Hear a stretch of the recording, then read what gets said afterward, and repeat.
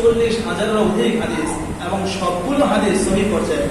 সুবহানাল্লাহ। মুসনাদ আহমদে এসেছে عن حفصة رضي الله تعالى عنها قالت: 4 لم يكن يدعهن النبي صلى الله عليه وسلم: صيام عاشوراء والعشر و3 أيام من كل شهر وركعتين قبل الغداة.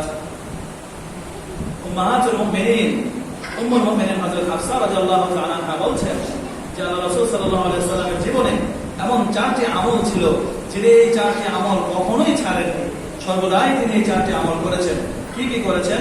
সিয়াম আশুরা, সর্বদা তিনি আশুরা রোজা রেখেছেন। আশুরা যে রোজা, 2টি রোজা রয়েছে তিনি সর্বদা রেখেছেন।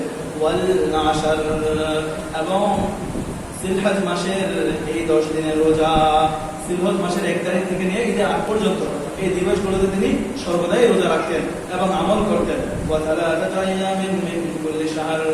এবং প্রত্যেক মাসের, আরবি মাসের মাঝখানের 3 দিন 14, 15, 16 আইয়ামে বীজ যেগুলোকে বলা হয়, এই 3 দিনের রোজা তিনি কখনো ছাড়েননি। এবং ফজরের পূর্বে যে সুন্নত রয়েছে 2 রাকাত সুন্নত, এই 2 রাকাত সুন্নত তিনি সর্বদাই করছেন। বলেছেন এই 4টি আমল তার জীবনে তিনি কখনো ছাড়েননি। তারপরের আমল 9 তারিখের রোজা। এই যে 9 দিনের রোজার ফজিলত আমরা জানলামই, স্পেশালি 9 তারিখের রোজার ব্যাপারে আবার মুসলিম শরীফের 1162 নম্বর হাদিসে এসেছে। সেখানে আল্লাহ রাসূল সাল্লাল্লাহু আলাইহি ওয়াসাল্লাম বলেন: সিয়ামু ইয়াউমি আরাফা আহতাসিবু আলাল্লাহি আন ইউকাফিরা সানাতাল্লাতী বা'দাহু ওয়া সানাতাল্লাতী ক্বাবলাহু। বলছে আরাফার দিনে, জিলহজ মাসের 9 তারিখে, ঈদের আগের দিনে এই রোজা এত ফজিলতপূর্ণ। এই রোজার ব্যাপারে আমরা আল্লাহ তাআলার কাছে আশা করি যে আল্লাহ এই রোজার বিনিময়ে আহতাসিবু আলাল্লাহ আন ইউকাফিরা সানাতাল্লাতী বা'দাহু ওয়া সানাতাল্লাতী ক্বাবলাহু। আল্লাহর কাছে আমি আশা করি যেন এই রোজার বিনিময়ে আল্লাহ তাআলা আমার উম্মতের এবং আমার পিছনের 1 বছরের এবং সামনের 1 বছরের গুনাহ মাফ করে দিবেন। সুবহানাল্লাহ। তাহলে জিলহজের 9 তারিখ, ঈদের আগের দিন রোজার কি ফজিলত আমরা জানলাম যে এই রোজার দ্বারা সামনের 1 বছরের এবং পিছনের 1 বছরের গুনাহ আল্লাহ তাআলা মাফ করে দিবেন। এই হাদিস কোথায় এসেছে? সহিহ মুসলিম শরীফের কত নম্বর হাদিস? 1162 নম্বর হাদিস। সুতরাং আমরা এই রোজাগুলো রাখার চেষ্টা করব। এই 9 দিনের মধ্যে যে রোজাগুলো আমাদের যতটা সম্ভব আমরা বেশি বেশি করে রাখার চেষ্টা করব। আর যদি না পারি অন্তত পক্ষে শেষের রোজাটা, 9 তারিখের রোজাটা যেন অবশ্যই আমরা রাখি। তখন অফিস আদালত বন্ধ থাকে, ব্যবসা বাণিজ্য অনেকটা বন্ধ থাকে, আমরা সবাই পরিবারের থেকে ফিরে আসি, অনেকটা ফ্রি থাকি আমরা সবাই। তখন আমরা এই রোজাটা হলে অন্তত পক্ষে রাখার চেষ্টা করব। তারপর এখন আসুন আমরা এই 10 দিনে কি কি আমলের কথা পবিত্র কোরআন এবং হাদিসে এসেছে একেবারে সার সংক্ষেপে একবার আমরা জানি যে 1 নম্বর হচ্ছে 10টি আমলের কথা এসেছে। 1 নম্বর হচ্ছে হজ এবং উমরা করা।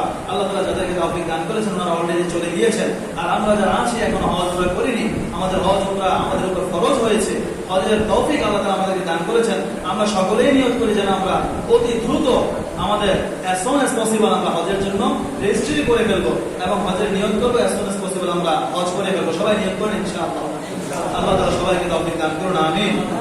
2 নম্বরে হচ্ছে এই দিবসগুলোতে রোজা রাখা। 2 নম্বরে কি? এই 9 দিনে রোজা রাখা। 3 নম্বর হচ্ছে তাকবীর, তাহলিল, তাসবিহ, যে সুবহানাল্লাহ, আলহামদুলিল্লাহ, আল্লাহু আকবার, লা ইলাহা ইল্লাল্লাহ, এগুলোর জিকির বেশি বেশি করে করা। 4 নম্বর হচ্ছে তাওবা করা, বেশি বেশি করে কি করা? তাওবা করা, আল্লাহ তাআলার কাছে অধিক পরিমাণে ইস্তিগফার করে। এটা হাদিসে এসেছে, আল্লাহ রাসূল সাল্লাল্লাহু আলাইহি ওয়াসাল্লাম বলেছেন যে এই দিবসগুলোতে আল্লাহ তাআলা প্রতিদিন বান্দাদেরকে মাফ করতে থাকেন, প্রতিদিন বান্দাদেরকে মাফ করতে থাকেন জাহান্নাম থেকে। এইজন্য অধিক পরিমাণে আমরা তাওবা করতে থাকবো আল্লাহ তাআলার কাছে এবং নফল নামাজ এবং দোয়ার মাধ্যমে আল্লাহ তাআলার নৈকট্য অর্জনের চেষ্টা করা। কি করা? নফল নামাজ এবং দোয়ার মাধ্যমে আল্লাহ তাআলার নৈকট্য অর্জনের চেষ্টা করা। 6 নম্বরে কুরবানি করা। 7 নম্বরে সালাতুল ঈদ, ঈদের নামাজে শরীক হওয়া। 8 নম্বরে সদকা করা, বেশি বেশি করে সদকা করা। 9 নম্বরে তিলাওয়াত করা।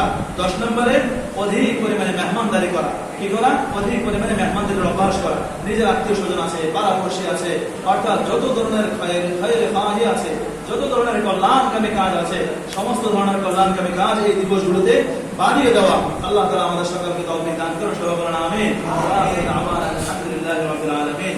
আমরা যারা মসজিদের জন্য টাকা নিয়ে এসেছে সবাই তার বক্সগুলো চালু করে দেই এবং সবাই সামনের দিকে পাঠিয়ে দেই।